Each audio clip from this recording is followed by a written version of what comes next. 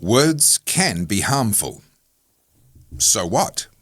The petty tyrants of the world like to shut down free speech and control what we're allowed to say online and offline as a matter of priority.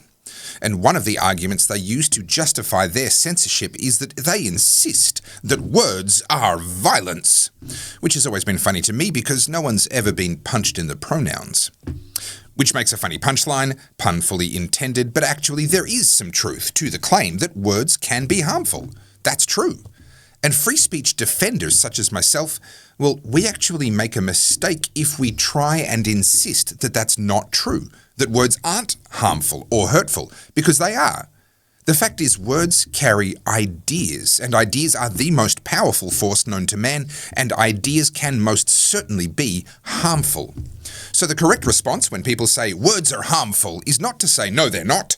It's to say, so what? A hammer can be harmful. Beef vindaloo can be harmful. Your fat uncle bending over and showing his butt crack can definitely be psychologically harmful. So what?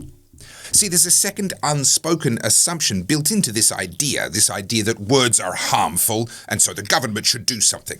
And that is the idea that if something is harmful, then the government is the solution.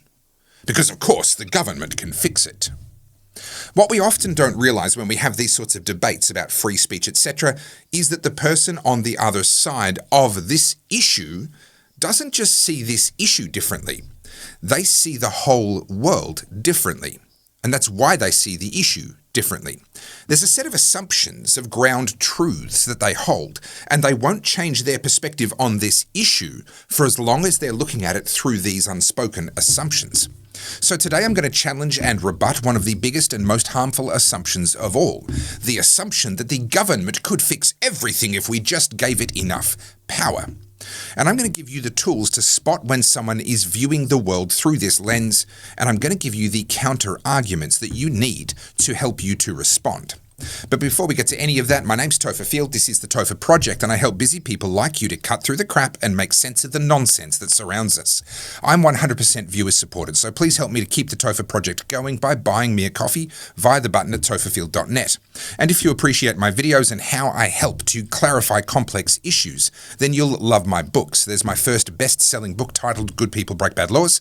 It's all about government, power, human rights, and civil disobedience. Then there's my second book, Good Christians Break Bad Laws, which is all about the theology of civil disobedience. You'll also find the DVD of my multi-award-winning documentary, Battleground Melbourne, and you'll find my t-shirts and hoodies in a range of designs, all available at goodpeoplebreakbadlaws.com.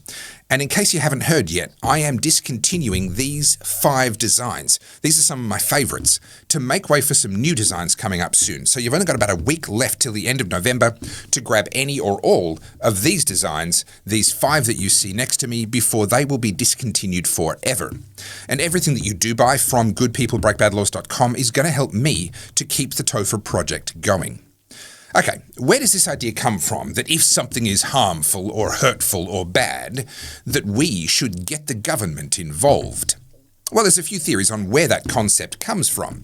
I personally believe that this is just one of many examples of our modern-day idolatry, our worship of government. And yes, I do very much mean worship in the religious sense. As a culture, we are not an atheistic culture. We believe in God. We just think that the government is God. To provide for us, to protect us, to rescue us, to heal us, to educate us, to tell us right from wrong, and to give us prosperity. These are all the sorts of things which humans once looked to God for. And you don't have to believe in God to see that as a culture, we seem to believe that the government is God. But I'd go even further. We've believed this lie that government can bring an end to suffering and harm, heaven on earth, a utopia. That if there's something harmful and wrong and bad happening in the world, well, we should get the government involved, because they'll be able to fix it, of course. And if there's still suffering in the world, clearly we just need to write some more laws. Now, we need to accept that we, the voting public, actually share considerable responsibility for this very sorry state of affairs. Because historically, at the ballot box, we reward politicians who promise to fix things, to keep us safe, to provide us with welfare or healthcare or whatever. Nothing buys votes in Australia faster than promising to spend the taxpayer's dime on things that don't work. So unfortunately, we've brought this on ourselves. Politics is appealing to people with a God complex. Those are the sorts of people that want to run for office. People who really do believe that the world would be perfect if only everyone did as I said they should do. And then unfortunately, we, the voting public, support and even reward those sorts of delusions of grandeur at the ballot box. Now, there's more to it, of course. There are certainly cultural factors which make this a particular problem in Australia. Clive James famously reflected that the problem with Australians is not that so many of them are descended from convicts, but that so many of them are descended from prison officers. We hate to admit it, but Australia has a strong run-to-nanny reflex. Whenever we see or hear something we don't like, we go off to dob somebody in. We saw this at work during COVID, of course, when the phone lines to dob people in were shamefully busy. We're seeing it again now with the Australian Taxation Office saying that they've received 50,000 tip-offs about people avoiding tax in just the 2024-25 financial year alone. When someone is being naughty in Australia, we run to nanny and dob them in. When somebody hurts us, we run to nanny. And then we wonder why Nanny has gotten so fat and belligerent and out of control. It was us. We gave her that power. Okay, so what do we do about it? And specifically coming back to this issue of freedom of speech and the fact that words can be harmful. How do we respond when people use the fact that words can be harmful as an excuse for government censorship? Well, what we should not do is try and pretend that words are not harmful. They can be. When someone says that certain speech should be banned because it's harmful, or that people shouldn't be allowed to say something like that because it hurts people's feelings, or that there ought to be a law against specific kinds of speech, don't try and argue that words can't hurt because it's a lie and it's a losing argument. Instead, ask them why they think that physical violence is the right way to respond to verbal violence. I usually say something like, hey, I agree that violence is bad, but I'm kind of confused because it sounds like you're saying we should use physical violence to stop people from saying hurtful words. And usually they'll object because the truth is they don't actually understand what it is that they're saying. So they'll reply with something like, I'm not saying we should use physical violence. I'm just saying it should be against the law to say those things. And from there I know I'm going to have an enjoyable conversation, because something that I hold as a worldview, a lens, a perspective through which I view all of politics and all of law and culture, is that the government and the law are violence. That's literally what they are.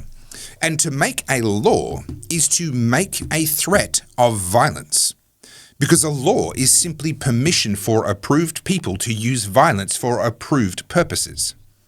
When it comes to countering somebody else's hurtful speech, you don't need a law to speak out in response to speech that you don't like.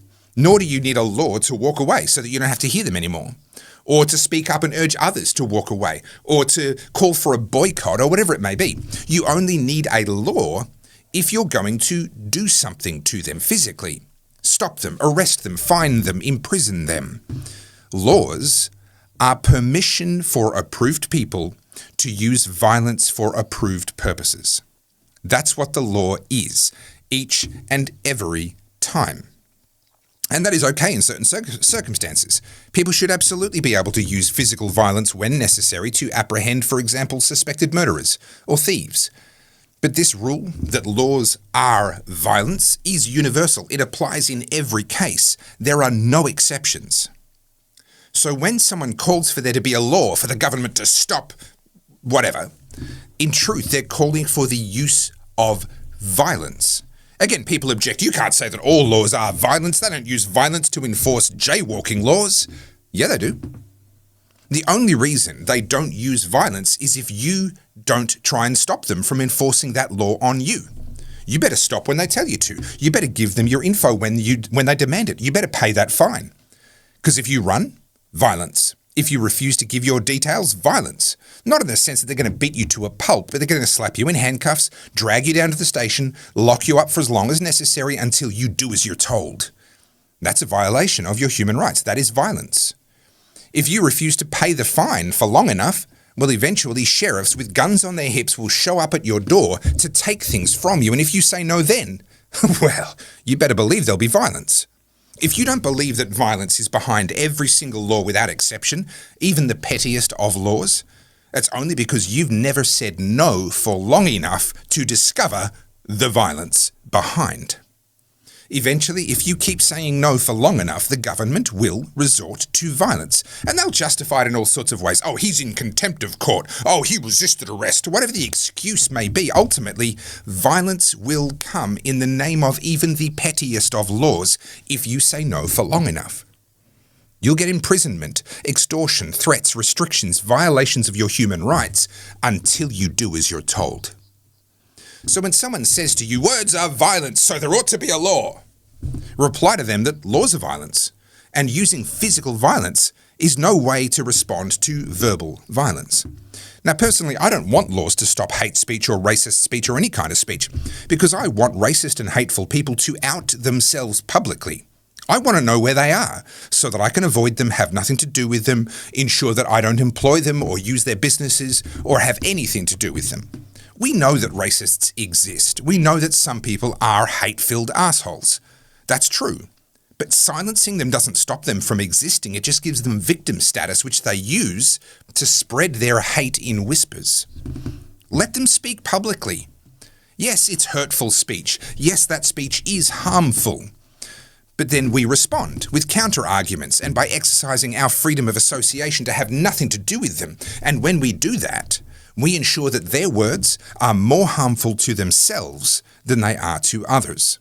And we don't have to use physical violence to accomplish that. And finally, this is a principle that applies to basically everything. Resist the urge to believe that the government can fix anything at all, that calling on nanny government is going to make things better. It won't.